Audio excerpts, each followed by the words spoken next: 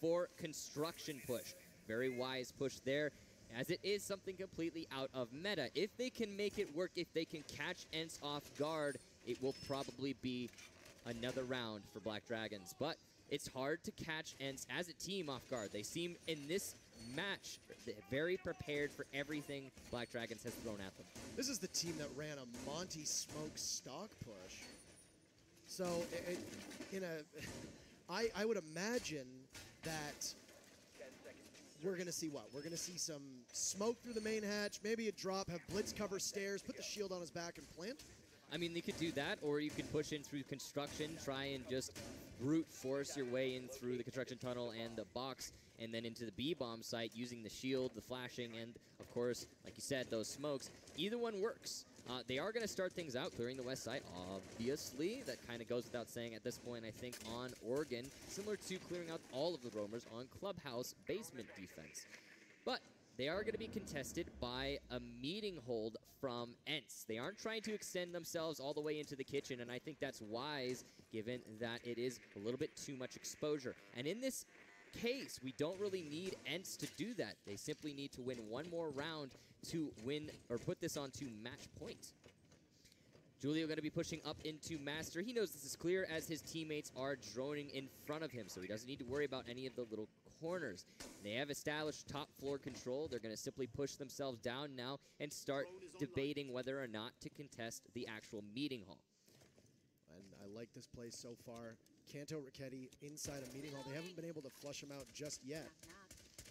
You can see they'll work away at that gigantic castle barricade, and you could find yourselves in a situation now where you just simply ignore meeting hall, but Shate is going to be greeted by a frag grenade. He gets downed, and Kamikaze can push up at any moment. Kanto Raketti, is he going to be able to finish up? Shate assuredly dead, but takes out the drone, and Black Dragons gets their first kill of round number 5 as we hit the halfway point.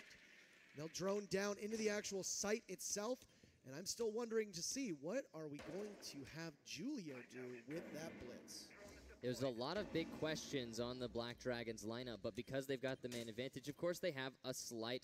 Well, they have more options than normal. However, ENCE still has control over meeting hall, which means this Black Dragons defense is, yes, stalling out somewhat. This Wilkie C4 will, in fact, miss PZD. An unfortunate use of that utility will result in the defaulting from the remaining defenders in meeting hall. There's still a castle inside of Attic, and he's going to be able to kind of create a death field in the meeting hall, but it's very risky for Kanto Raketti to remain there. It's going to be tough now for them to push this off. 40 seconds, smoke's going out, and Psycho can look through it and be able to punish anybody with relative impunity. But Panari, a big kill on the Psycho, and your glass is down, but Julio eliminates the flanking Kanto Raketti, and that blitz with his pistol, effectively a sniper at that range.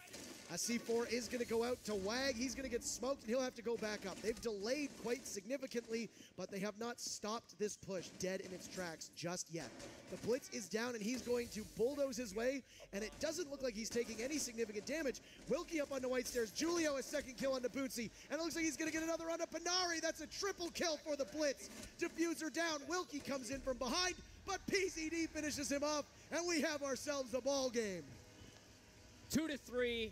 And you could tell the crowd is excited that Black Dragons has finally awoken from their slumber. Winning that attack with extreme precision and timing. They had very little time left on the clock when they actually went for the push, but it worked out for them in the end because they were coming from somewhere ENCE was not expecting that construction tunnel. Defenders, protect your bombs from being coming from that drop down allowed them the maneuverability of not having to confront any of the defenders directly. And I don't know if you guys can hear it, but the crowd is absolutely roaring right now for Black Dragons. And it's going to be starting their attack, and it's going to be a top floor defense from Black Dragons. As they go upstairs, they are likely to do something similar as what we've seen so many times in the past, which is roam, roam, roam, roam, roam on this top floor hold. They've also opened up the attic for full rotation ability, which means we're going to see a lot of pressure onto the tower from both ENCE and Black Dragons alike in all likelihood. One of the things that ENCE was doing so well was relying on Kanto Raketti, and that's not really something that a team can do necessarily. We saw that Font did that with Gohan, and it didn't pay dividends. They were eliminated. Now, Kanto Raketti being shut down. The rest of the team is failing to fill in that void. So now with that, ENCE has fallen behind in terms of man count over the last 2 rounds. They still hold a lead, and we could still go to match point in just a couple minutes. But the big worry for me, if I'm ENCE, is that as Kanto goes, so goes the team. And if he's on fire, you're winning rounds. You put 3 together basically off of the strong play of him. But when he gets shut down, everything else falls apart. It's a huge gamble to expose him at that point, but you have to let him fly free. You have to let him play the way he needs to play, give him a job, and let him execute it. And I'm sure that's what ENCE is going to do. All they can really do apart from that is simply play their own individual games together as a unit and try to do try their best. You really can't get around the fact that Kanto is playing really better than the rest of his team right now. Hopefully they'll wake up soon, but they are still in the lead. That is the most important factor, I think, here that maybe has been a little bit forgotten. Psycho in the tower right now is going to try and roam just a little bit, and he will be pressured by ENCE. However, not directly. I don't think they're aware of his presence, and they're going to be looking for opportunities to take out Julio as he gets lit up by both Wilkie and Kanto Raketti, synchronized shots onto his torso. I was just about to commend them and how well they've done with not peeking. Shate, a big kill. That'll open things up for ENCE. You've lost PZD. He's been fearsome on the roam, and a nice shot from Kanto as he loses just over half his health. But Psycho off the board. That's 2 roamers, and now you know that you can pressure that site with a bit more reliability. It looks like Kamikaze is under fire as well. And a nice shot from the pistol of the Spetsnaz operator of Wilkie, and now it's 5v2. So speak of Kanto Raketti, he's still doing well, but the rest of the team has come alive. Julio, very low on life as well. It's basically just a whole lot of WAG for them. You see Shate lights up that mattress, and WAG is going to rotate. He's going to be able to get Boonsy down inside a lobby. He'll finish him off as now he chases towards the kitchen, towards White Stairs. Julio a kill onto Shate, and they are evening this out. Still an advantage in numbers, and that diffuser being down is going to be an enormous thorn in the side. And you can see Wilkie through the wall. He'll drop Julio and somehow miss. It's all up to WAG. How many times are we going to sing this same song? WAG will need to get back on site. As an anchor, just a little far off. Wilkie watches through the smoke. A smoke from WAG will answer, but he's going to have to contend with 3 members of ENCE. Oh, so low, just a hair of health for WAG. And he is going to peek a glass at his own peril. Well, we see a pistol kill. Diffuser almost out of reach. A couple shots. Wilkie is going to put ENCE on match point. And they have almost done what many people thought unthinkable. And certainly seeming on fire today, and they have put themselves in a spot where it looks like they might actually win their first LAN ever. Now, a reminder for those of you who don't know, and we've said it before, but I feel like it should be stated, ENCE is the very last team who has been to every single one of our LAN events, and they have never won one. The last time they were in the finals was year 1, season 1, the very beginning. Defenders, protect your bombs from being defused by attackers. So, they are looking for redemption here. They are looking for a win. They are looking for the prize that they have been chasing after for oh so long. And Black Dragons are giving them a heck of a fight. All right. We are on match point. They are going upstairs. ENCE has, if we take a look here, ENCE has been good on both defense and offense. There was a string of Black Dragons plays that were able to allow them to capitalize on it. And now, look at this setup here. Pretty routine, pretty standard. You've got Psycho. Julio is not going to be going with the Blitz. Instead, he'll go with the Ying. This is very likely going to be a smoke plant strat just outside of the large window would be my guess, but they're all spawning over by construction. Interesting spawn to choose for this defense. I'm not sure what their plan is here. It's likely clear out tower, then push in and smoke through the main B site windows. Once you've done that, do what you said, go in for a plant. However, that won't really work all that much considering we've got Wilkie on pulse, likely roaming underneath the bomb site. Can we see where he is, Marsu? Yeah, there he is, underneath the bomb site. Got some rotations. He's going to likely go for C4s as soon on that destructible floor, as soon as the diffuse plant starts going down above him. So I don't know. If they don't clear out the roamers, Black Dragons is probably going to have a bad day on this attack. And that, you know, the pulse underneath has won so many teams the round in the dying seconds. It's not even that ENCE is going to have to kill all Black Dragons. They just simply have to deny a plan and make them run at a time, something that we've seen a couple times so far in this matchup. There have still been members of Black Dragons alive as the round is concluded, but they just haven't been able to get the diffuser down. That's still a win, and right now that's all ENCE needs to go to map number 2. Now, another thing to keep in mind, most amazingly, this is Black Dragon's map, and they are on match point against themselves, not in favor of their team. I think that ENCE is just something... I've never seen this team before. This isn't ENCE Esports. This is something completely different, and I really don't know how to describe it. I don't know how to analyze it. I don't know how to look back on stats and say, well, this, and this, because it's not there. It doesn't exist. ENCE Esports, as it stands now, is something completely new.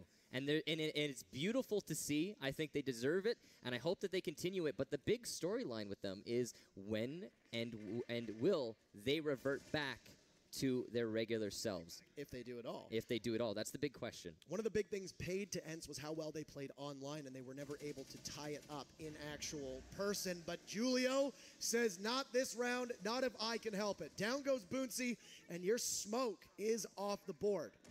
Now a smoke grenade will go down, and it looks like Wilkie actually might be faced with one in bathroom. He was just an inch away from PZD as he continues to run for the hills and pulls out that cardiac sensor. You can see the Candelas going off from above, and Kanto Raketti's going to get a kill himself. PZD goes down, and keep in mind, ENCE only needs 4 more. 3 more as Shate eliminates Kamikaze. And Julio, Wag, and Psycho are the only 3 left. That's Psycho down. It's 4v2. What team are we seeing? Julio goes down. It's just Wag again for the 4th time. He takes down Shate, but he's got a tiny bit of health to go up against Panari, Wilkie, and Kanto. He's going to try to pick away at that diffuser, but he's got 10 seconds left. Can he get it in time? He's going to hide in the bathroom. Does he not know? He's going to shoot away at it. I'm guessing at this point he doesn't understand that the diffuser... I don't think that the diffuser wasn't planted. I think he thought the diffuser was planted. That's the only explanation. So in a bit of an anticlimactic ending, an error by Wag, I don't... That's also the second round that Wag has essentially saved his op, and I'm not sure what's going on with his thought process there. A little bit of... Well, not a little bit of a mistake, a huge mistake there by Wag. Nowhere near his team, unable to assist with the push, and then more importantly, when it came right down to it, he thought the diffuser was planted when it was. There's a sound that plays when the diffuser's planted. It's really, ever present. I think it really kind of gives it away. So I'm not sure what happened there. I am all shades of confused right now. We have no idea what happened. He was hitting away at it as if he thought that the diffuser was down. Regardless, what is being lost here, though, is that Black Dragons gets their first loss on a map, period. And a map that they picked by a score of 5-2. And now ENCE is only 5 rounds away. We were talking about how, Kanto Raketti hasn't really shown up the last couple times. Are we going to see if Boonsie and Wilkie are going to be able to pull their own weight? Is this the ENCE that's going to get first rounded again? They didn't get first rounded. They took down a team that a lot of people thought was going to go to the finals in Evil Geniuses. They then take down Font with the crowd at their backs, and now they have Black Dragons on the ropes. We're going to toss to some replays, and the big story, ENCE up 1-0, and they will head to their map. This might be over a lot sooner than we thought it. Let's take a look. And here you can see some great performances from both of the teams. Despite the scoreline and despite Black Dragons being eliminated, they did put up a heck of a fight. And it's a good example right there, that nice trade. I mean, in general, I think it really came down to the excellent gunplay of ENCE, and I don't remember saying that I don't remember referencing that as a reason to ENCE winning a map, the excellent gunplay of ENCE. That's not normal for ENCE. That is just something they don't normally have an advantage over everyone else on. But it's clear that whenever ENCE commits to a fight, whenever they commit to a play, no matter which one of them it is, all of them really, they'd usually come out on top. There are very few examples where that's not the case. There's also a few hiccups from Black Dragons. This team kill from Julio was a prime example. We missed Kanto Raketti's 3K, which is unfortunate. I really did want to see that again. That was a tremendous play by him. And there weren't those rounds were really not that... Okay, I'm still confused. So... But more than that... Right, no, I'm confused as much as you are. I'm still trying to find my words. there weren't a lot of rounds that could have gone either way. Absolutely. They were pretty decisive. And I think that what speaks to that is that, yes, it was a 5-2, but we've said before, like, oh, it's a very close 5-2 because a couple of those rounds could have gone in favor of Black Dragons. I don't think that was the case this time. And a team that looked indomitable in Black Dragons is now going into a map that they did not necessarily want to play on. We don't know. On Chalet against them, even though they have looked very good on Chalet. And they are going down facing elimination and a second-place finish, and that would be devastating to their fans here. And I'm equal parts surprised at the Ents that we've seen and equal parts surprised at the Black Dragons that we just saw, because where was that ruthless execution? Where was that synchronization, that almost rhythmic push that they would have where they would all just circle in and then somebody would snap their fingers and they would all just collapse? Where was that? I'm not sure. I really am not sure. I think Black Dragons is maybe a little bit afraid, and I don't know why that might be. That seems to be the way they're playing right now, but most people, in a generalized opinion, would stack Penta way above Ents in general. Just like in every single time those two teams have met, it's Penta, Penta, Penta, Penta, Penta in the most recent year of Rainbow Six Pro League. So it's really confusing what we're seeing here. We need Black Dragons to give us the Black Dragons that played just earlier today. Where is that team? Ents, on the other hand, have somehow inexplicably maintained their consistent play that they've had throughout this entire series in this match. And it's really beautiful, and it's amazing, but where's Black Dragons? Well, we're going to see which teams show up as we are ready to go to Chalet for map number 2 between Black Dragons and Ents. And Ents is a team, they have just gotten better. Their shakiest game was against Evil Geniuses, and since then it has been nothing but an ascendancy. And as we head to the snowy hills of France for Chalet, Ents 5 rounds away from being crowned champions. You know what I think it was? I think it was Ents was hibernating just for the longest time, and they finally cracked out of their shell, and it's pretty awesome. Anyway, the ultimate long con. The ultimate long con, right you are. We come to every LAN, and we lose every LAN, and then, ooh, look at this. We're going to win this one. One day we'll get them. They're getting pretty close, but they're not quite there. We have to remind you guys, this is map number 2. Black Dragons could still bring it to map number 3 pretty easily, especially given scoreline currently is 0-0. But it's going to be Ents starting on defense and Black Dragons starting on attack.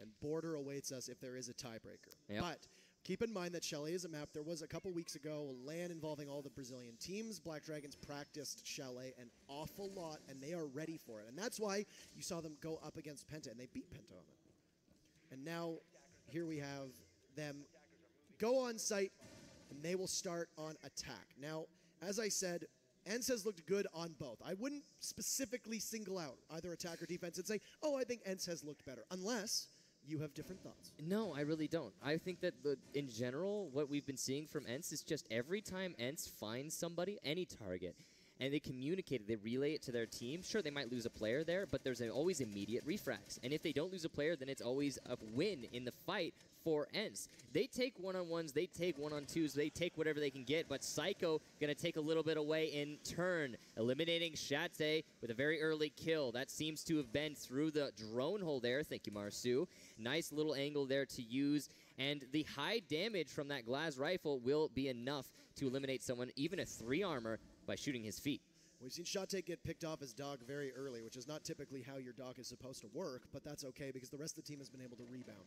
And we'll see if they're able to do that at all. And there's been a couple role changes as well. They've taken Julio off of Ying and given it to PZD. Now, instead of Kamikaze being on Julio, you see, or Kamikaze being on Buck, Julio is, and now Kamikaze on Blackbeard. So I don't know if this is just in reaction to the fact that they are currently losing this matchup, or if this is something they've practiced before. Not entirely sure, but as you can see here from Black Dragons, they're going to use their vertical control to open up these holes. Then they're going to go for a main lobby take. You can tell this by the fact that you have a Blackbeard on the main balcony. It's likely you're also going to see some pressure from the west lobby. But as you can tell, Ents, their entire strategy is roam and trophy. If they can maintain control over trophy and the roam game, they can collapse upon Black Dragons as Black Dragons starts to execute. Kamikaze going to get a nice kill there onto Panari. That's very important. He does lose a shield, but it's not going to really matter in the long run. We do see a reset downstairs, and Ents down 2 men, and it's going to be a 5-3 with the last minute on the clock ticking away, some gas grenades being used. Shaping up very poorly for Ents at the moment. They lost too much too early on. Boonsi will peek the Glaz, but still managed to stay alive. We'd seen an early smoke there to deny a push in through Trophy. Always a wise idea typically to combat a Glaz smoke with a smoke of your own, especially to halt a push. But Black Dragon's getting in position to jump in through this window into Trophy. Kanto Raketti eliminates Kamikaze. You've lost your Blackbeard, and he is still just as vicious.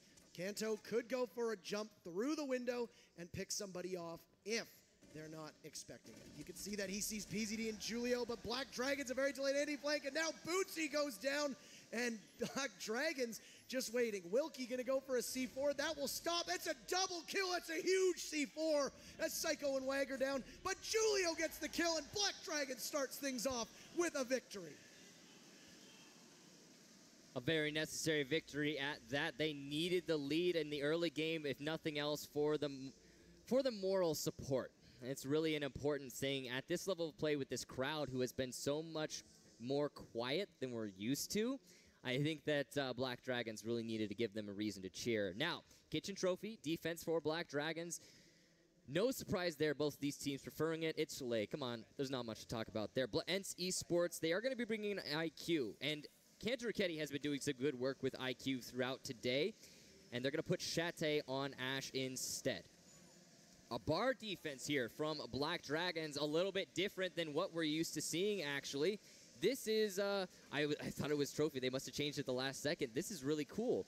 Now, bar is a bomb site that has not really been in the meta ever, but I think has been trying to inch its way in there. Similar to Customs on Border, it's the sort of bomb site that is very easy to hold if executed properly, but the level of strategy that goes into this hold is kind of elaborate, and it takes a lot of coordination.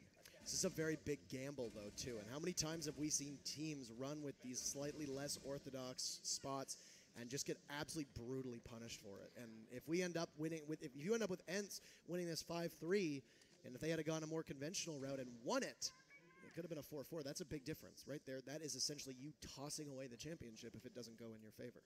Yeah, good cameras here, though, from Black Dragons are going to give them a lot of information on the push when it comes from Ents Esports. Kamikaze setting himself up for a run out onto Kanto Raketti. He's got a good line of sight, but he's not going to choose to commit to it. As you can see, Kanto Raketti making great use of his IQ will eliminate that camera, and that's why he's brought it to the field. Chalet, notorious as a map that has a lot of runouts. Another different strategy being used here. Kanto is on the IQ with Shate on the Ashe. We've seen that Shate has been running a lot of IQ over the last map or so. Yep. And then prior to that, Kanto had been playing a lot of Ashe today too. So I'm not sure why the changes. I would guess. Well, three-speed, good gun explosions. They both have it. So. Booming. Yep, exactly. Moving and booming. And we are going to have a little bit more utility on Kanto Raketti, technically speaking. Yeah, and Shate now pressuring PZD just outside of that mirror window, and he'll manage to open it up, but you don't want to deal with that high fire rate of Ela. And they'll cook a grenade to try and get in. It looks like PZD will lose some of his life, but not much of it, and now they'll drone up the stairs. But a big C4 from Wag as Kanto goes goodbye. And once again, Black Dragons with an explosive start, quite literally. So, Kanto Raketti, both of his explosions missing their target, and Wag says, look at me. I am the explosion master now. But Psycho gets another kill and takes out Shate, putting it on to a 5-on-3. Ents finally look like they're on the back foot for this match. In final minute, they will manage to break the mirror open. That'll push PZD towards the door of Library to look up top of those stairs. I don't think Ents was expecting this given their hesitation. And now that those EMPs going off, Wilkie will flash in and try to push somebody out. Wag is positioned to catch anybody who rushes in towards the bar or gaming hall, and Wilkie gets awfully close. But no, he doesn't check, and Psycho manages to get a kill. Wilkie won't get the charge off, and now Bootsy just has to run in. Julio wins his fight, and a dominating performance from BD as Ents only has one left. It's Panari, and PZD finishes things off. They're up 2-0. As you can tell from the roar of the crowd, very happy locals. Now, Black Dragons have seemed much more in sync on Chalet. Ents not so much. There's a lot of hiccups happening on their side of things. The covering from the main lobby, in this instance, from the attackers, didn't really accomplish anything. They opened up that mirror window, but they didn't relocate any of the defenders in any meaningful way because they weren't pushing from the offices or the master, so why even open the mirror in the first place?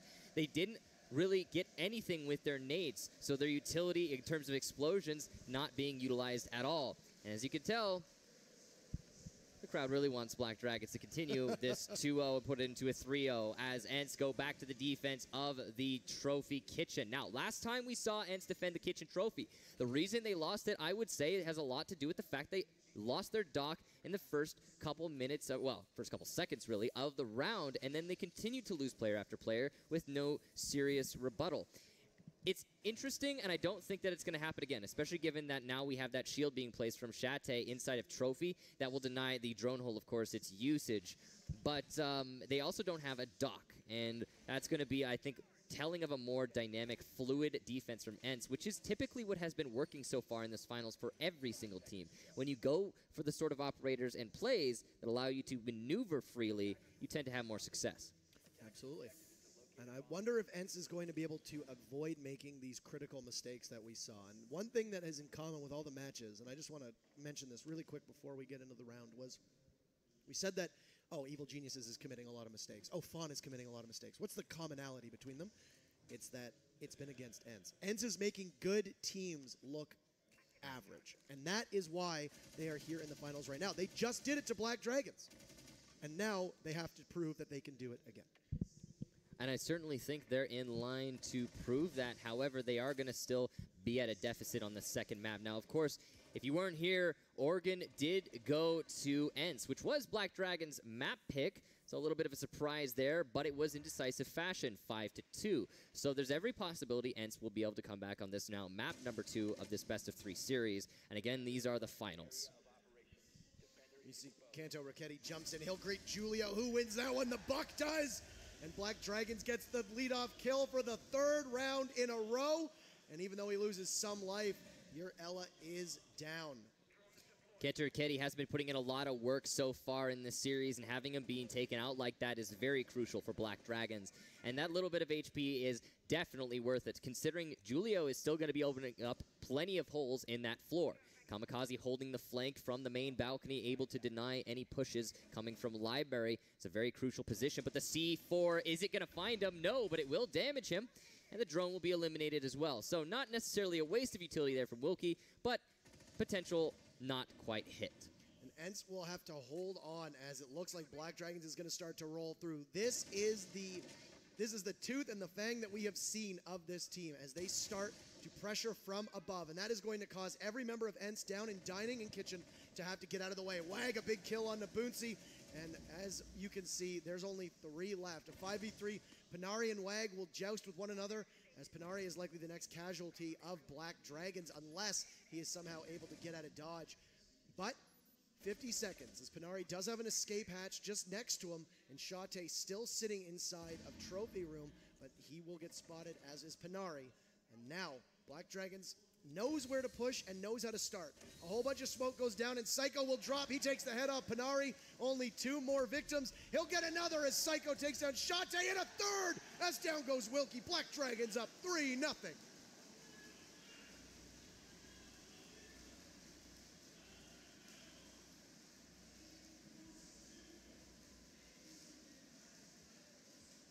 Psycho absolutely proving his namesake there with that excellent 3K to finish things out. All it took was 1 smoke to cover him, and he went in incognito, eliminated all 1 by 1. Beautiful execution. Cholet clearly in the favor of Black Dragons. They will move on to the Kitchen Trophy defense, and Ents has to reevaluate their options, take a step back and think to themselves, okay, how can we fix this?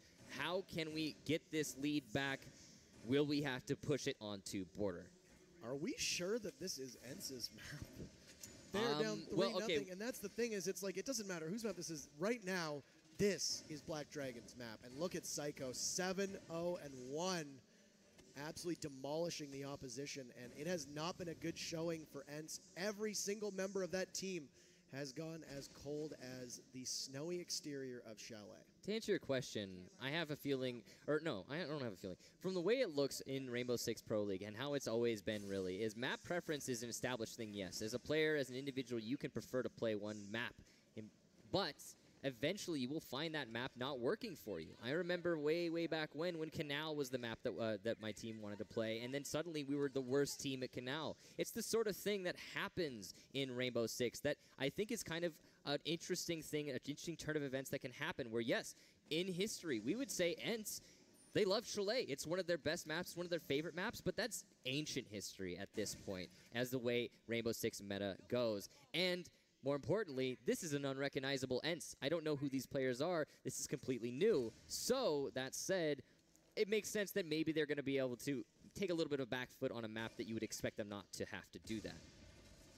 Now Black Dragons in impressive position, just under a minute played in round number 4, and ENCE looks to be trying to take control of Bedroom. Now, of course, taking control of Master is going to be the major focus point or focal point for your team's attack. Once you can do that, you can start to bully them from above, as we saw last round, as the Buck was able to open up all of the floor and push out Panari, who was located down in Dining Hall. But PZD is up top still, and of course, we have seen time and time again, he's been able to swing through any rotate holes or even any open doorways and be able to punish those who don't check beforehand. Now, ENCE has had a relatively prolific drone game thus far in the finals, so I would imagine that they were able to cycle him out. But it's that raw aim potential of PZD that you really have to worry about. We hit the halfway mark in round number 4. PZD and Julio, who is on 7 kills right now, really stepping up for his team, and we saw that aim potential, like you were talking about, really highlighted last round. Now, in this round, half the round already gone. Panari going to be pressuring through this hole onto Kamikaze, and ENCE is just going to look for any opportunity the Black Dragons is going to give to them, but the Black Dragons wisely will simply wait it out. And that's all they need to do, really. They have a good positioning right now that they won't be exposed to ENCE's prodding. As time ticks away, Black Dragons also still have a roam game upstairs. WAG going to eliminate Shate. Run out essentially on the garage doorway. As Psycho peeks around, he's going to not be eliminated. In fact, he will skate by. Panari, though, meanwhile, will take out Julio. And also an important frag. That's evened out the man count now. Psycho and PZD challenging together. Kamikaze and WAG get kills of their own. And it's going to be PZD who will be eliminated by Boonsy. Kanto Raketti gets Kamikaze. And it's continuing to even out. 2-on-2, 30 seconds to go. Bomb site control of B in favor of ENCE. But it's lost as Kanto Raketti gets eliminated by Psycho. And another kill by Psycho. He comes off the roam, comes back to the bomb site, and eliminates the push by himself. What is happening to this player? He is coming alive. Enormous misread of the situation by ENCE there. That was a colossal mistake. Kanto Raketti had perfect control of that bomb site, could have easily planted by the wall of that bearskin rug, and had the other member of ENCE that was remaining watch over him. But Boonsy wasn't able to do it, and when he dropped down to try and assist Kanto, it was all too late.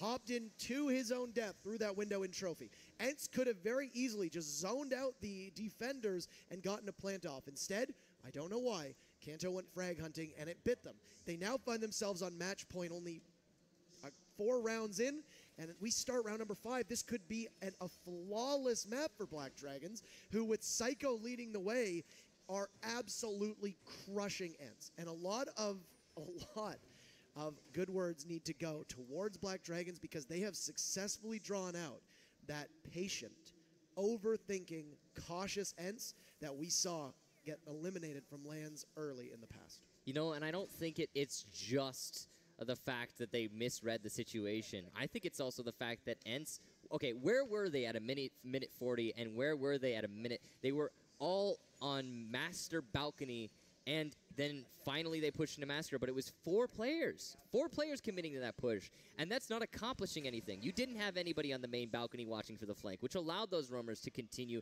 to try and contest from Library. You didn't have anyone trying to clear out Library as a point of fact. You were just simply pushing in through Master, and that does not work. The only time I've seen a full 4 or 5 man push into one location be successful is usually when you're going to have a rush of some sort, and the attacking team gets a little bit lucky and catches the defenders off guard. And not at this level of play, and not without a rush. Psycho back on his favorite glass, and he has been an absolute terror so far yesterday and today on an operator that really doesn't get a ton of usage. Now, Glaz, of course, there used to be the dreaded Glaz meta, as a lot of people referred to it as. Yeah. And it was very oppressive, and a lot of people did not enjoy Well- it. It made a lot of people very angry. But now it's gone. Yeah. And a lot of people who used to play Glaz will still do it. Usually he's seen as more situational. But if you have an accurate shot, you can take him down. And there's only 4 bodies remaining for Black Dragons as PZD eliminates Kanto Raketti on the roam. So, beat Black Dragons, like I said, 4 more kills to putting this onto a tiebreaker. Shate, the wall behind him gets lit up by PZD, and he's struggling to get in through that window. Now Shate able to get up. He's going to C4 and go by PZD.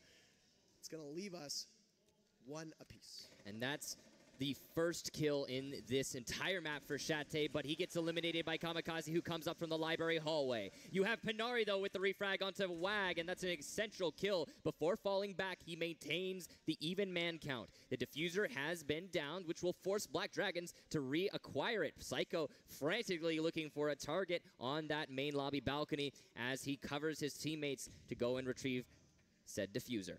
Now, Black Dragons, they have control, and they have time, but ENCE has completely defaulted, which means the caution from Black Dragons here is not going to really work out for them. They need to start positioning to actually push. They need to retrieve the diffuser still. What is happening? There seems to be a miscommunication going on with Black Dragons as the time continues to tick away. Nobody's in a position to get that diffuser. There's 3 players left, and they're all making their own assertions and pushes, which makes no sense.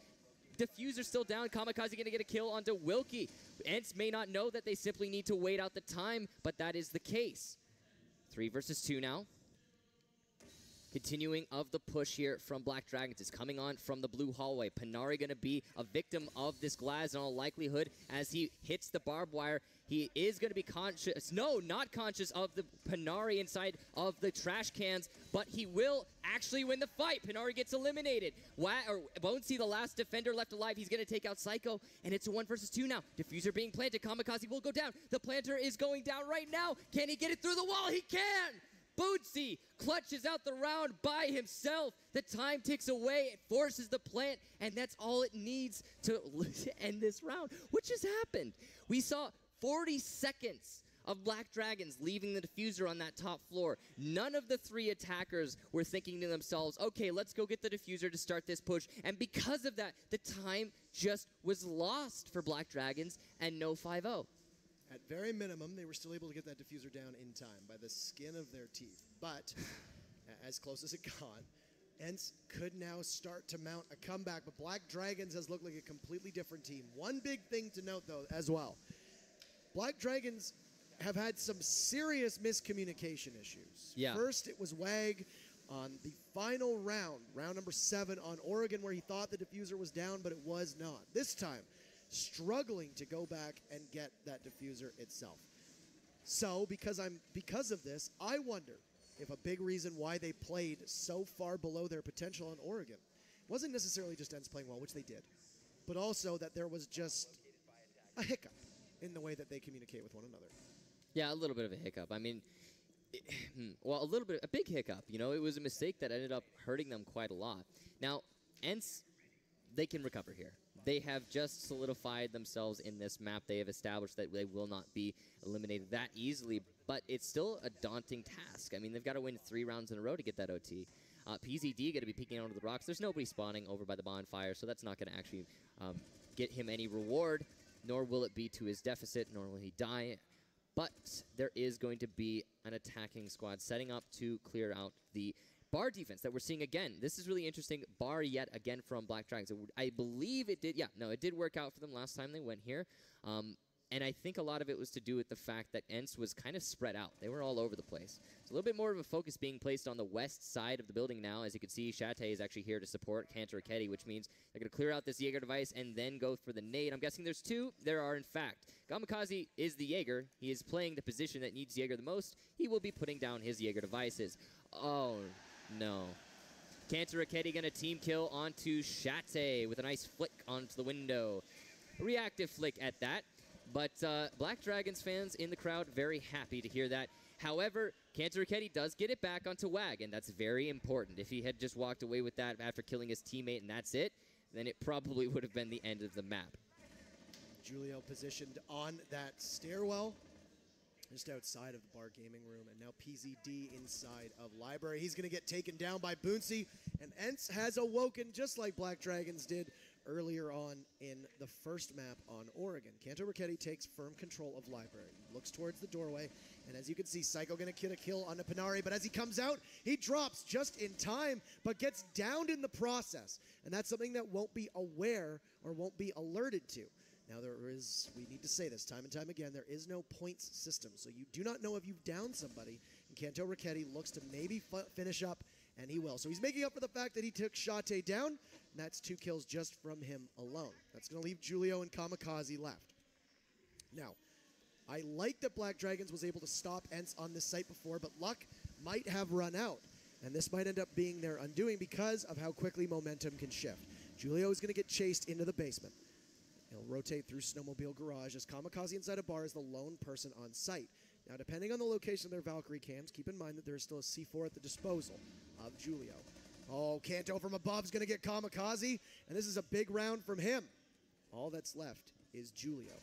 And Julio's going to manage to eliminate Boonsy, the only other person with a kill on the board this round. Wilkie will get Diffuser down, and Kanto's just going to miss Julio from above. But Julio is going to need to hop outside. As Mira, he will likely be exposed, and he will be detected. They will now assume that he's going to go for the run out through the window, and that's where Wilkie is poised to strike. Instead, Julio hops back in through Library and looks towards that hatch. Will he use it or the stairs?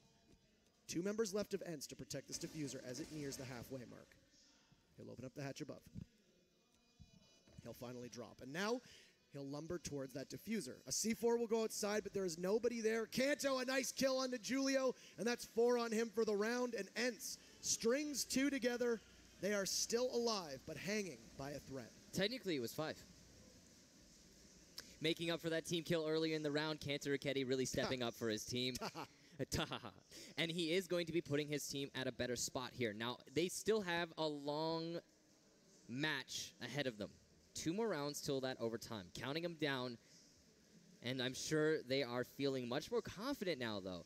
Every single time ENCE gets a little bit, if you give them an inch, they will take a mile. And it seems like they might actually be able to just secure this off of the momentum they gained from the first round win.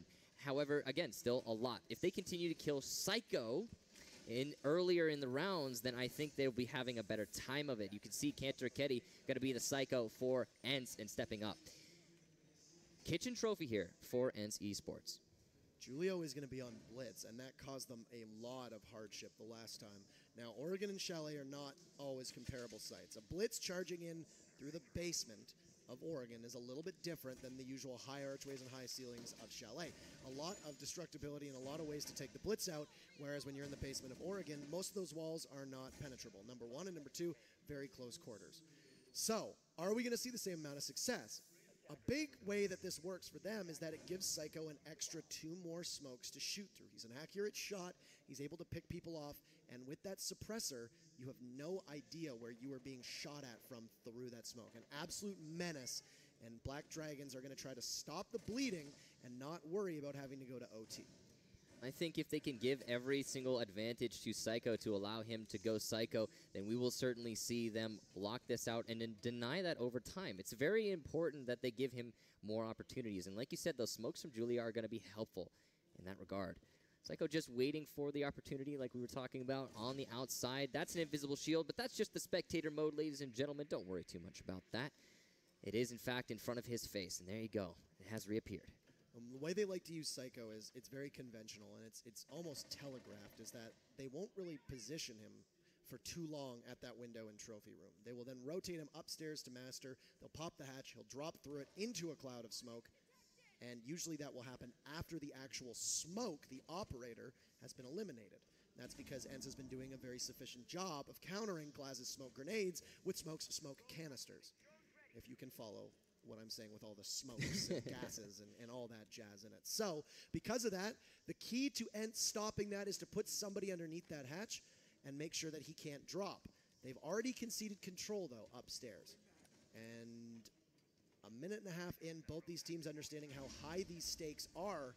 And that sounds like a C4 goes off from Pulse of Shate, and there's nobody home. It completely misses. Unfortunate there for Shatse, but he still has the heartbeat detector and will be able to determine who exactly is above him. Cantor Raketti knows that PZD is going to be contesting from the snowmobile garage. PZD will be the one to shoot through the wall, but not land anything onto Cantor Raketti, who has repositioned over into the connector. PZD wisely using his drone to determine that fact, and he will wait for the aggression, but it's not happening. Kanto playing this very smart. 56 seconds left to go, and Black Dragons and ENCE both still 5-5. They'll sail by like two ships in the night. Panari gets downed, but he's not out. He'll still sit there and wait. A smoke from Boonsie will go off. It's a bit early in terms of time management, but that's okay because if you can stagger the second, you can get back onto that schedule. Kanto still under fire. Kamikaze is going to get Shate, so essentially only 3 members of ENCE up, and that's all Black Dragons needs to secure this round. Panari still not being picked up. Boonsie playing inside a trophy just by that doorway. And from above, Kanto, a nice kill on the Psycho. That is crucial. But BZD gets Wilkie, and still with Panari down, it's going to be up to Kanto and Boonsie to hold this off. And Bootsie's going to get one before being pressured by Kamikaze. He gets down. It's all up to Kanto. He sees Julio, and he'll take him down. So now it's a 2v1, essentially. Kamikaze, he sees PZD. Kanto, are you kidding me? It's just Kamikaze left. And now Kanto's going to wait out the time. They can't do it in time. Kanto manages to clutch that round out, and ENCE 3 in a row. They are coming back. Here come the Finns. An amazing clutch there from Cantor Raketti, met to a hushed crowd, and it will be 1 away from overtime. They are every single one of these rounds winning by the skin of their teeth, but they're still winning. And Cantor Raketti is, again, he's the player who has stepped up and filled the void that was on ENCE. They needed somebody to just get the kills, make the plays, and establish the advantages. And there's a little bit of a belated applause there from the crowd. I think ENCE is well deserving of it. There's some fans with their hands over their eyes. Can't believe what they're seeing. So close, but it could be slipping away. It's going to be incumbent on Black Dragons to recapture that lightning in a bottle that they had earlier. But look at Cantor Raketti. After a slow start, he and the rest of his team have awoken. Shate bottom fragging spells trouble. If he can wake up over the next round, or 2 or 3, depending on how it goes, that could be enormous. And Psycho, though, has gone ice cold. He has not been able to string it together. He did well to start off with, but his plays, like we said, are telegraphed. They know how he's going to operate because of this. Black Dragons has looked so much better on attack than they have on defense over the last day and a half. They're now going to go to the position that I would say they are a touch weaker on. If ENCE is able to secure this victory and push it to overtime, the momentum will have firmly swung in the opposite direction, and that could end up being the storyline moving forward. But 3 minutes to play, still match point. Enormous implications. Do we see overtime, or do we see a third map? 2 Titans, butt heads, and here we go. Last time we saw ENCE attack onto this bomb site, they came exclusively almost from the master balcony. This time it's going to be the library as they take out PZD with a quick melee there. Cantor Raketti is going to get that kill. That's a very important frag. PZD has been doing a lot of work for his team as of late, but Psycho's still on the field. Despite that, library control now in favor of ENCE, and extremely quick into the round as well. They are going to be able to focus their attention now on the master and office. Once they have the entire top floor, it's going to be a pretty simple process of clearing down 1 step at a time. They've done something that they couldn't do the last time they attacked that site, which was gain hold of library within a minute and a half. They did it in 40 seconds. And now it's going to be up to them to try to find the other members of Black Dragons, who I assure you are going to be playing more cautiously. And we had seen that ENCE was playing very calculated, maybe a bit too passively.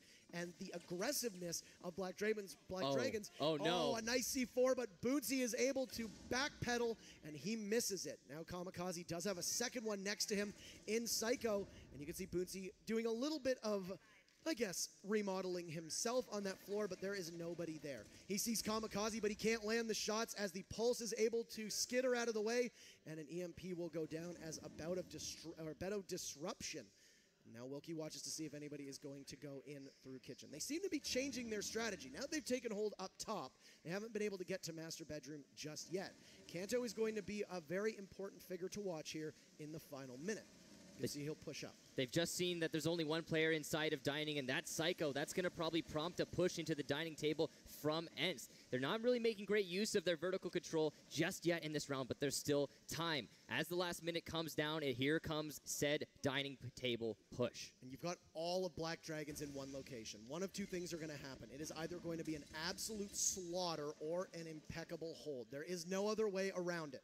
And they look to start their push now. 40 seconds. Shate goes for a kill. He can't recover. Psycho pops up, but he gets a kill on a Panarin immediately traded. 1-for-1 from Boonsi as they'll open holes into the wall just outside a trophy. Kamikaze and the smoke of WAG looking to try to hold people off. A flash goes in from Ash, and they'll just push inside of that kitchen. Kamikaze is down, and Wilkie is able to finish him off. Shate should have no issues from above. Kanto is able to move WAG, and yes, they get it off. Julio, he gets his head taken off by Shate. It's 4v1. This was a 4-0 in favor of Black Dragons. WAG gets a kill. Can he clutch it out, though?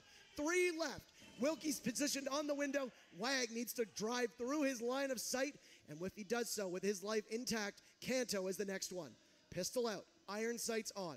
WAG through the hole, they'll shoot at it to try to drive him away as Diffuser just hits below the halfway mark. Now, Kanto finishes it off. The Finns have tied it up. It's 4-4. Overtime from a deficit of 4. They just won 4 rounds in a row. They answered Black Dragons 4 rounds in a row with their own 4 rounds in a row. It's very impressive, and I've never seen anything like it from them. It's just, we keep saying this, but this is not ENCE. This is a different team entirely. This is not our ENCE, and I hope that this is what we see in the future, but for what we have right now, it's truly beautiful. Kitchen Trophy going to be the defense here from Black Dragons as they get defense first on overtime, which is, again, random. Means ENCE is going to have to attack onto the same exact bomb site they just successfully attacked.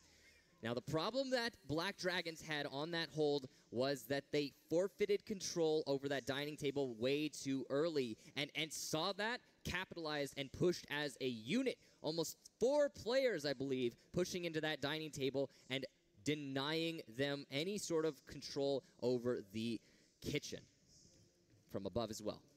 If the trend line holds, which is that Black Dragons has performed better on attack than on defense, this is a big problem. They are now going to have to defend twice if they want to, or at least one time, rather. But if it goes to extra innings, they will need to defend twice.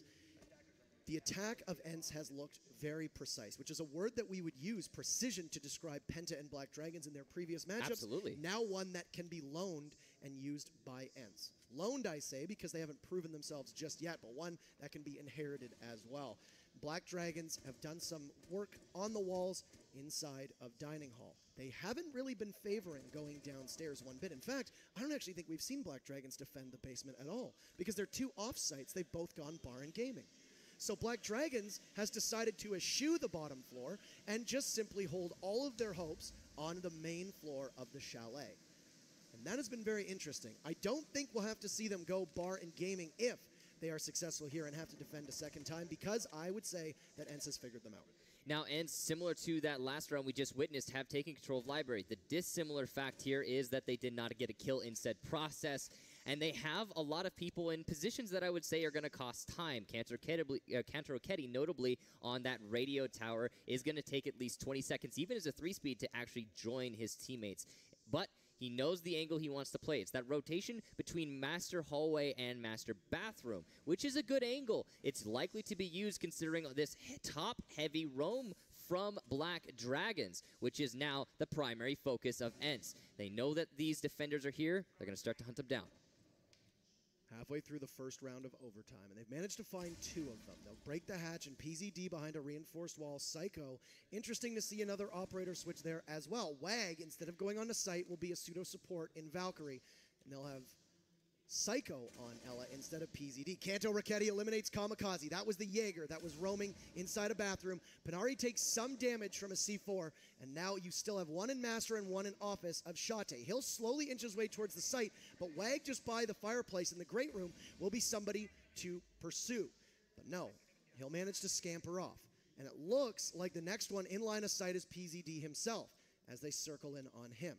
50 seconds left, and ENCE does have the advantage at the moment, but the question is going to be, are they going to be able to hunt them all down? Wilkie gets a kill on a PZD, and that's the bandit down. Psycho's still up top inside of Office. If he can manage to get out, no! Panari finds him. This is systematic.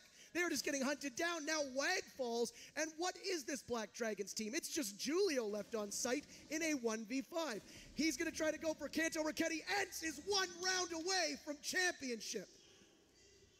An amazing attack there from Ents. The patience from Kanto Raketti on the radio tower really paying off, cutting off that rotation, and then strangling the defense upstairs, which was further pressured from that push coming from Library. And just to reiterate, this is now 5 rounds in a row for Ents, falling off of the first map, which was 5-2 in favor of Ents, and the first 4 rounds that were all in favor of Black Dragons on this map.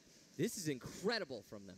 The crowd trying to muster up as much energy as it can, and as it can. Give energy, please. Take energy, and hopefully they are able to recover if you're a fan of them. Psycho has gotten 1 kill over the last 4 rounds, but Kanto Raketti has gotten 10. Jeez, Kanto. So, everybody else on Ents appears to have woken up, and they are doing their jobs dutifully. Black Dragons will need to have that precise strike that we have seen before, where we've said they will all scope out their targets, execute their strats, and then push in. It's smothering, it's suffocating, and most important, it's often so effective. It has not been to Ents over the last 5 rounds, or, well, rather 2 or 3, depending on how you look at it.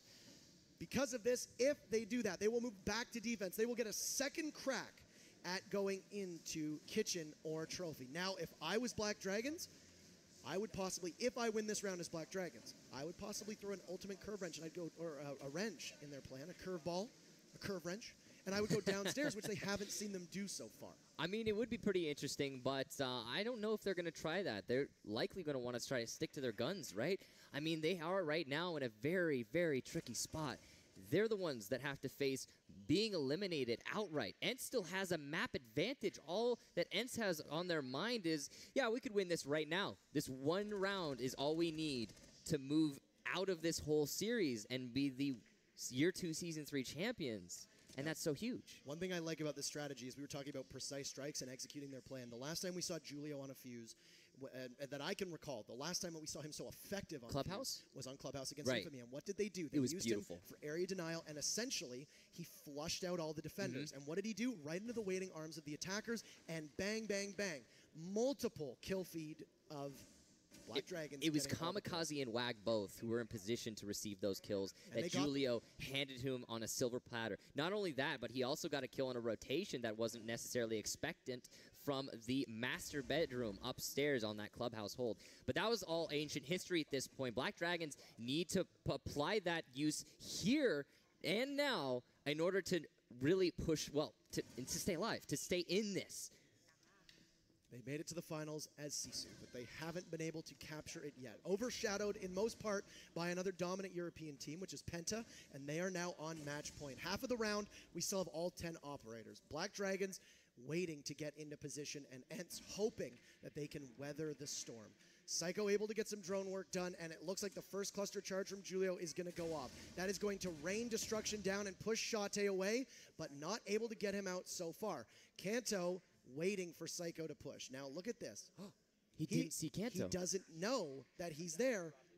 And if Psycho pushes down completely unaware, Kanto can get a free kill. He does see the gun barrel, and around he goes. Kanto gets leadoff kill. 4 more to go for the Finns. He will immediately run for the hills just in case, as there are still Black Dragon members looking to finish this up. PZD is going to try to flush him out of blue and throw down a series of Candelas as Julio looks to pick away at the wall. Kanto gets a second on a PZD, and there are only 3 left. Through the floor, Julio goes looking. He'll get one on Nishate. 3v4. Kanto tries to go for Wag, but he can't. They battle back. It's a 3v3 now with 30 seconds to go. Wilkie still able to flank if need be. Wag pushes in, and you see the Blackbeard of Kamikaze has to go back up. Wilkie does some damage, tries to go for the Blackbeard. He drops him, and that's Diffuser down as well. He proves to be the better Navy SEAL operator. Bootsy adds to Wag. You call them Ents, we call them champions. Ents takes Year 2, Season 3. As you can see here, Ents incredibly happy. And the first win they've ever gotten from any LAN, having been to every single one of them. They are so deserving of this victory, and they will continue an only North American and European victory from the finals. 6 rounds in a row, uncontested. You saw Wilkie tear up on stage, and I cannot imagine what is going to happen now. A very deserving team, every single LAN, and gone home empty-handed. No more. Ents are your champions. The crowd, as you can tell, not feeling it right now. Black Dragons was their team, but here we go. The respect is due, and they do give it out. And you got to hand it to them. Touching moment of sportsmanship here between these two teams. Kanto Raketti, a large part of why this team was able to capture this championship. And you can see Julio in good spirits, 2 of the most prominent members of their teams and their regions. The Cinderella story doesn't run out. They so deserve it. In just a couple minutes, Matt Andrews will take over and hand the awards to your Year 2 Season 3 champions, Ents Esports. The 5 Finns coming in. You can see Kanto Raketti in the back there, but he certainly was the upfront player for this match. Check. He And now absolutely we'll did. throw to Matt Andrews for the awards ceremony. They shake the hands of all of them. What a performance from all 5. Absolutely incredible. And now they move to the Invitational as champions, not just as their regional champions too.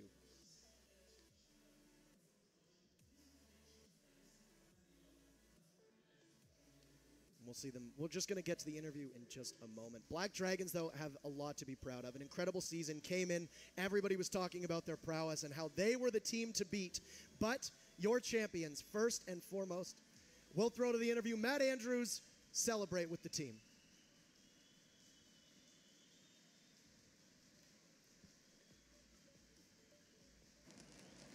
You can feel the warmth and you can feel the love in here. And I know many people will be feeling it all over the world as well, to see a team of true competitors with great heart, great skill, and determination, who have fallen, though, again and again and again. And it's been heartbreaking to see and heartbreaking to be involved with, but I guess all of that makes moments like being the champion all the more sweeter. Because Ents Esports are the champions of the Rainbow Six Pro League at last!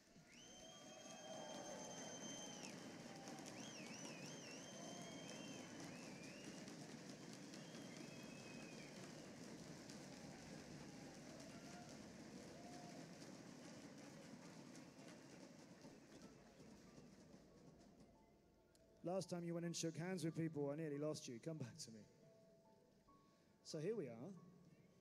Now look out here. We have this absolutely legendary audience. Now we've had so much fun here in Sampa as well. You guys have been incredible. So let's first put our hands together for the fallen finalists. And you guys were the first to lead the cheers for them just now. Black Dragons, ladies and gentlemen.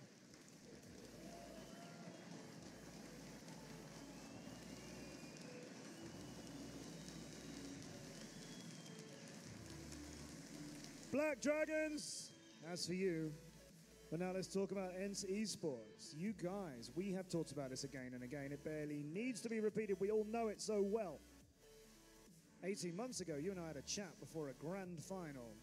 We haven't had many of those. We've talked after competitions many times. Now, Wilkie, you stand next to me, and on the other side are the trophies that you guys are going to have in a moment and keep.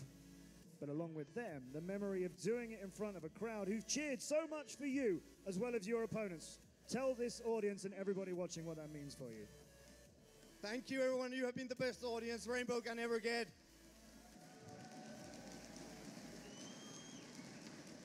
I'm speechless. Like, it has been so long journey, and I've been talking about the sacrifices that I have to do to compete at this level, and finally it pays off. We are the champions.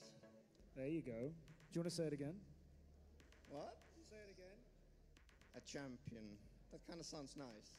Does kind of sound nice, right? You guys earned it too. That was a good contest. Black Dragons, first map went very much your way until Black Dragons kind of woke up and got involved. Second game, not so quite so easy on Chalet. Any worries at any time? I know a lot of people would have liked to see 3 maps of that, but were you worried? Before the match, we made it clear with every player in the team that no matter what, don't think what's the score, just take it round by round. And if we do our thing, work hard, the trophy will be there in the end. So just go round after round. I do want to give the chance to any of your teammates. Come with me, Wilkie, if any of you have got anything that you want to say, because this moment means so much to all of you. Shatter. I just want to thank all the Brazilian fans. You are amazing. Thanks so much. Thank you. Torille! I'm not going to ask you to translate because that's not gone well for me over the last day or two. I mean, I don't know. I'm just really speechless. This crowd is really incredible, man, and I can't really believe that we did it. I'm just speechless. Understandably so. I'm giving you this moment on stage because you have deserved it so much. I wanted you to have this time here to feel it in front of this crowd. The whole community really has hoped that one day you would do this and it would never get to that stage where we would just never see it. We're going to see it right now. Ladies and gentlemen, live here in Sao Paulo, the champions of Rainbow Six Pro League, Year 2, Season 3, the legendary ENCE Esports!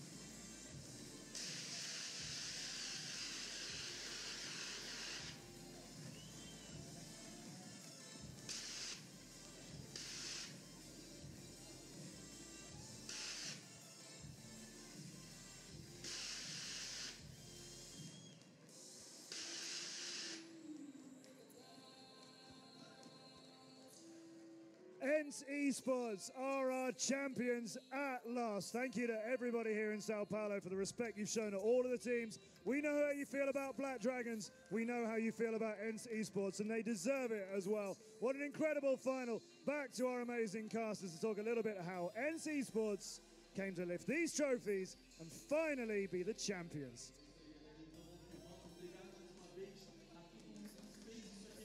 There we go. 6 rounds unanswered for them to take the championship. Absolutely incredible. Let's take a look at the replays from that last match and see exactly through their own eyes what it was that caused ENCE to manage that feat, that extraordinary feat. And I just really couldn't have predicted. I don't think, you know what? Going into this tournament, you know the teams that people were saying were going to be the victors? They were saying Penta. They were saying Black Dragons. They were saying Evil Geniuses. And guess what? ENCE came out of nowhere. They came out of, I guess, relegation and put themselves in a spot, well, put themselves in to be champions. Finally, after so much time being the downtrodden team. Just a couple things for me to look back on this matchup. Number one, Black Dragons. A region as Latin America is a region that is often looked down upon by NA and EU for all the wrong reasons. And right. I think Black Dragons proved, not just Black Dragons, but oh my god, this crowd proved that everybody is sleeping on these teams. Font and Black Dragons played incredibly, incredibly well. And Black Dragons here just, ENCE took teams that were so good coming into this, and they made them look bad. And that is a huge, huge sign of how skilled this Finnish team is. It's no coincidence that EG, Font, and now Black Dragons all lost in such pretty decisive ways. It's because ENCE is good, and who would have thought that out of all the teams they played, the hardest challenge that ENCE faced was against Evil Geniuses in the quarterfinals. Absolutely, the only one that managed to bring it to that third map, but it's still going to be ENCE on the victory, and I just hope, here was that technical ace, if you count a team kill from Cancer Ketty, But I just hope that ENCE, moving forward from this, can be that team in the future. We've seen so many variations from them. We've seen them go from being just dominant performance in the regular season to not doing anything at LAN. And I don't want any more shifts. I want this to be the ENCE forever, because they're a team that has been around for... They're the oldest team, I think, in the entire Pro League right now, technically. And, you know, I really think that they finally deserve this one, but more importantly, I hope that they continue it. One of the nicest teams, one of the happiest teams, one yeah. of the most committed, oldest, and active teams. And they deserve it. We mentioned that they deserved it. Yeah. They absolutely did. But they didn't just get it handed to them. They worked for it, and they more than earned it here in one of the most exciting matches I have ever seen. I haven't met many players, if we're going to get on a personal, I haven't met many players as humble as the guys on ENCE. They really do believe that they have a chance of winning these things, but they don't come into it like, yeah, we're going to win it no matter what. We got this, easy peasy. They really show respect to everybody involved, and they are some of the best people to party with after the LAN, which I look forward to very much. The after party will be great, but before then, we can wrap this all up. It has been an absolutely incredible finals. It has just been insanity. To think that just 2 months ago we started this journey here. I wasn't even a part of it when this started. Well, you're very welcome part of it now. Well, thank you very much. It's You're been welcome, Intero. incredible. And for me personally, it's been nice to be able to do this, to meet incredible players, incredible staff, incredible casters, talent, and be able to bring this presentation for you. And I'm glad to call a lot of these people, not just colleagues, but friends. So, with that said, one final send-off. Thanks so much for watching, guys. Congratulations to ENCE, and goodbye. My name is Parker Intero Bang Mackay, joined by Michael Kickstar Stockley. This was the Year 2 Season 3 Finals. We'll see you again soon. Have a great night. Very much, Kickstar and Interrobang there. What great work they've done, not just today, and throughout the whole season as well. Thank you also to Bloodbath for all his incredible work throughout the season and today too. He's stepped aside kindly though. We brought Justin back to the desk because we want to recap all the amazing stuff that we talked about today for the game, not just the games that we've done. And Milos, thank you too as well. And to all the team, we know it's been an interesting weekend of great moments and also some difficult times along the way. But thank you for joining us here in Sao Paulo for what has been an absolutely unforgettable Pro League finals. We've talked a little bit about the graphics, and now we wanted to make sure this was recorded for history. Let's show you it one more time. The bracket for the Year 2 Season 3 finals had, of all teams, NC Sports against Black Dragons in the final, and when you look at that, 2-0. And the only match that we've had this weekend that went to 3 games was with ENCE. They recovered from that and took it home all the way through. Justin, Milos, how do you feel about this? You know what? Before we started, I was actually talking to Wilkie backstage, and I asked him, what if you win? What are you going to do with that prize money? Oh, yeah. And he's like, well, first of all, I'm going to pay my taxes like any good Samaritan. Secondly, I'm going to get myself a motorcycle and have some fun. And you know what? Yeah, Justin loves that idea. That's a great idea. Or maybe spend it on the booze tonight. That's Probably going to spend it on the booze tonight. Hope he shares a couple shots with me because Wilkie deserves this. Yes. I was there year 1, season 1. I remember. In Cologne, Germany for the season 1 finals. Not many of us still around First from all those time days ago, we but ever did one of these things. Back when they were Sisu, they were there. They were so hyped. They were so passionate. They were so excited to be there. And nice, just like Kix and Intero have said, the nicest guys. They're so nice. To be fair, out of all the Rainbow Six community and all the pros, everybody is great. Some of them are a bit more like Kix and Intero were saying. Some of them are a bit more like, yeah, we're here to win. Yeah, we got this thing. Wilkie and the boys, they've gone from great to like maybe less than confident to this team here today. I've seen all of them grow so much over the past year and year and a half, really, for Wilkie, who started this way back in May of 2016. And it's just such an amazing journey. And every Pro League season, I would give Wilkie a hug. Yeah, same. And I'd say, hey, man, next time. And back at Gamescom in Cologne, and for our season 2 finals, it was heartbreaking for me to do that one more time because I know they really wanted that one, but apparently they just really wanted one. As well, so exactly. Yeah. Does this mean we can't hug Wilkie anymore? I don't Whoa. think Wilkie is that kind of guy. I think but Wilkie. He picked me up yesterday after his quarterfinal live on stage. I think he He's needs getting as a many hug. hugs as he can because he have was getting a them. little emotional up there as Yeah, well. I was expecting more tears. There he is. Wilkie the champion, as he called it himself. What an incredible weekend. And like doing it here in Sao Paulo, Justin, let's do this again. Yeah, absolutely. The crowd here has been the most insane thing I've ever seen. You know, I've had goosebumps my entire time. Yeah. There was one time where I was recording the entire crowd there after a Black Dragons win, and I just froze. I couldn't believe what I was seeing.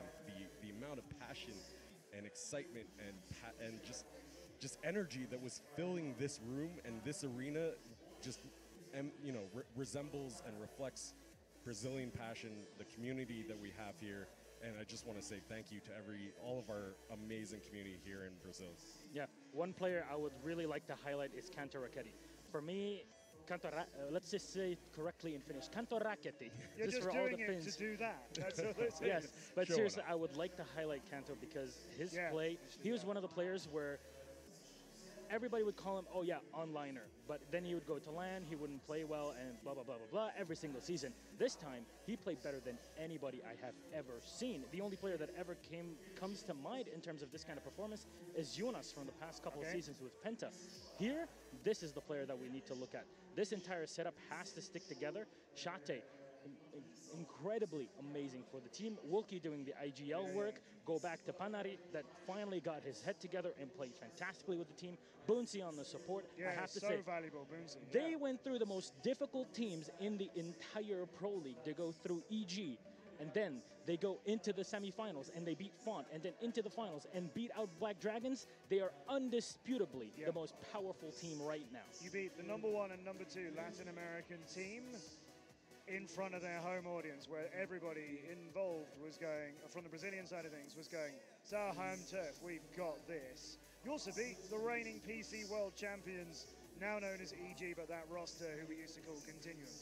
They've gone down to them as well. It's absolutely amazing. Congratulations again to ENCE Esports. We want to do some more of this, don't we? Well, Justin, let's recap on a few of the things that you guys announced from Ubisoft earlier on today. This esports lark, this is a bit fun. So there's going to be a year 3 and a year 4 of esports for Rainbow Six. Yeah, absolutely. A full 2018-2019 season for esports, which is really exciting for a lot of our teams. You know, a lot of times there are questions about Rainbow Six's longevity, about where it's going, what the direction of the esports scene is, and the team that is working on esports is so dedicated and so passionate at Ubisoft, and we just want to put together the best product possible and the best experience possible for the teams, for the players, for the viewers, for you guys, for everybody involved. It's here to stay. Yeah, That's what we've always said, isn't it? If you follow me on Twitter, you know this. # here to stay. This game has over 25 million registered players. It had its higher concurrent player count it's ever had on Steam today because of the free weekend. And stick around, free weekend people. You've seen how good this is. Make sure you buy this thing. Make sure you stay involved. I've had a couple of people ask me, is there going to be a year 3 season pass? Perhaps I missed that earlier on. Yes, I did mention there will be a year 3 season pass. Pre-orders will be going out soon for that, mid-December. And there will be a blog post going up on the website about all the things. Also on the website, there is a recap of all the things that we mentioned during the Operation White Noise reveal panel. So you can go to rainbow6.com and check that out there. The patch notes. We love patch notes. Pages of all pages of patch so many patch notes. Let me read them really next time. love them. I want to read them, Craig. I want that job, Craig. Craig is going to probably do it, and he's probably going to do it at Vaporub this time. I think our executive producer, Zappa, has demanded he do it every single time. So little fireside chat with Craig is all yeah, good, isn't it's it? always great. It's live, though. Operation White Noise is live for you on the PC Technical Test Server. Tomorrow. And then it is going live to everybody on the 5th of December. Yes. Yeah. And season pass holders, obviously, you'll get the operators a week ahead of everybody else on the 5th. Everybody else waits to the 12th for the operators. For the map, let's go have some fun in Korea. That'll all be live, properly live, not just TTS live, from December the 5th. Also, you gave away some details of the operations that are coming as well. Operation Chimera will be the first one of the next year. And Outbreak. I can't wait to play PvE. I want to play co-op PvE, I have to say. It's going to be an amazing event. We have so much content to provide you guys with, a lot of teasers coming up over the next few months, and maybe a few other events that will be coming. Yeah, alongside there's a lot that. being worked Yeah. on. There's a lot coming for you, Rainbow Six community. But yeah, Outbreak will be coming for you in a limited edition 4-week season free to all owners of Rainbow Six game. That's coming out as part of Operation Chimera. Before that, White Noise. Have some fun with that. And in between, let's do a World Championship called the Six why not? Invitational. VIP tickets, and more of them were released earlier on today. They may well have all have gone, but if you haven't picked up your 3-day VIP ticket, go and have a look. rainbow6.com/6invitational. There are more on sale, and I know a lot of people were disappointed back in August when they all went so quickly. More tickets available for that in that incredible 360-degree arena that you It's gonna showed be one us. of the most amazing events. Last February, the Six Invitational Yeah. 1 was probably the highlight of my career. It was one of the most amazing, beautiful things to see, seeing our community come together in Montreal with the dev team. And this year is just going to be so much better because we learned from that experience. We have a bigger venue, we have bigger prize pool, more teams, bigger experience overall. I can't wait to And, cast that. I'll tell you what, I'm hungry for that. We're excited to see all of you guys there. I and can't wait to host this All thing. of our fans there, really. I mean, it's going to be such a cool event, and I can't wait. 6 days of competition with 16 teams representing the very best of Rainbow Six Siege, and maybe you could be there. Online qualifiers will be opening in December through your ladders. Anybody can try and do it in the 4 regions, so stick around and maybe that could be you with your squad. We should say goodbye, though, fondly and unforgettably to Sao Paulo. This is going to be an experience that's going to stay with us. Such an incredible crowd and so many of you watching us as well. So thank you sincerely to everybody who's joined us this weekend and for all the messages, all the tweets and support you give to me and to all the rest of the crew as well. We really appreciate it. We know yesterday was a little bit difficult and we really are grateful with all the messages of support and you sticking with us because I think it's really turned up and delivered today incredible Siege action. We need to say goodbye from Sao Paulo. We will see you again soon with more competitive Rainbow Six. We'll see you in Korea with Operation White Noise. And we will always remember being here when ENCE Esports were finally crowned the champions of Rainbow Six Siege. Congratulations to ENCE Esports. Thanks to Sao Paulo, the production team, ESL and Ubisoft. I'm Matt Andrews. Shout out to Emzo, who's been with us all watching as well. I don't want to drop you out, man. We To love Emzo, you. kisses. We wish you had been here. And we thank everybody who's watched. Good night from Sao Paulo. And we'll see you in Siege soon.